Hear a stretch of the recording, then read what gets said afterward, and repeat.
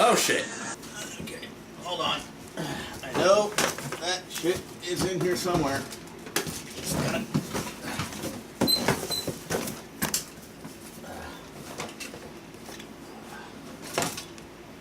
Aha! Well, my friend, it's been a long time.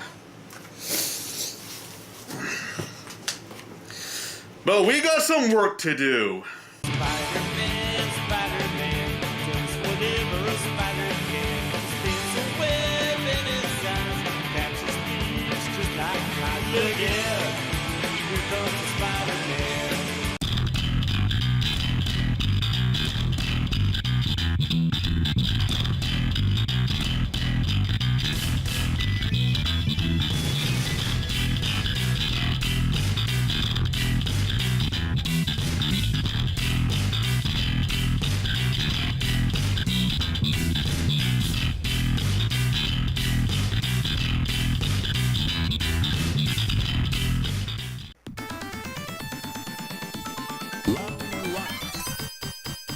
Spider-Man for the PS4 is the first Spider-Man game in a long time that is actually an original story instead of being based on the story from the comics or some sort of movie tie-in. And right off the bat, that's where it shines. It also, thankfully, stays away from being yet another origin story. Instead, this time, the game focuses on the fact that Spider-Man has been around for quite a few years and has an established history, rogues gallery, friends, and relationships, ruined as some may be. The one thing that this game has in common with most of its predecessors is swinging through the streets and buildings of New York City. This is an unavoidable aspect of any Spider-Man game these days, and honestly, I don't think they could ever make a Spider-Man game that strays from this formula ever again.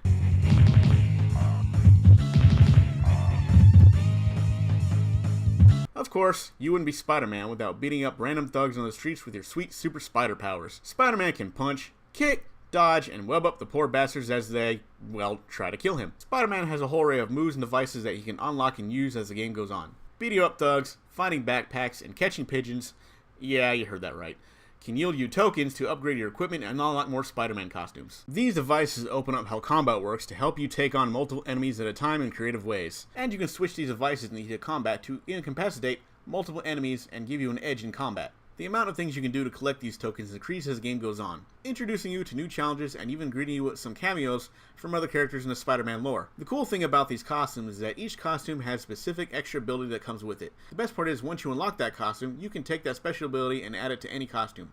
Like a costume's ability but not the costume design? No problem! Mix and match to your heart's content. There's an array of abilities that you can unlock as you play. Mix and match all you want. Be creative! Spider-Man isn't the only character you play as. There are times when you take control of Mary Jane herself and later on Miles Morales. However, these are relegated to stealth missions, and if I'm being honest, I wasn't a big fan of these parts. They seem to take away from the action of the game.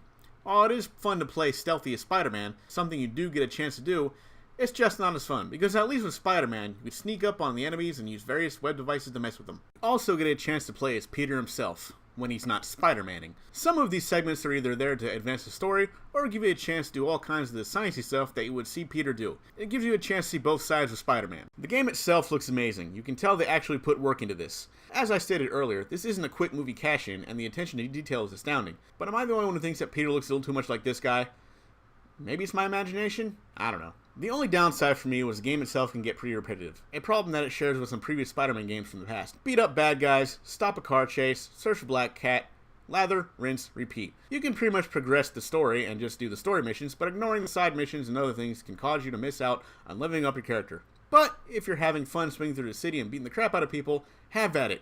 It can still be fun. It's finally good to see a very decent Spider-Man game made after all this time. Like I said, the last couple ones were like either movie tie-ins or like based on a current comic book or so like that. But at least this time they took something and made an entirely original story, which I praise them for. I think Sony and Insomniac Games partnered up on this and made a really good attempt at this game, and it really knocked it out of the park. It's like, I think this is finally the start of a actual good Spider-Man franchise, and I really hope they make more games like this in the future. I mean, like I said, they got a good thing going on here, and I hope this is definitely a franchise they plan on continuing in the future. So I am definitely looking forward to this. I thought it was a really good game. It had a lot going on. It really did kind of nail how it felt to be Spider-Man and Peter Parker all at the same time, swinging through the city, seeing how the consequences of being Spider-Man and doing his effect in his real life and shit like that. There was a lot of stuff going on here, and they did a really good job of it.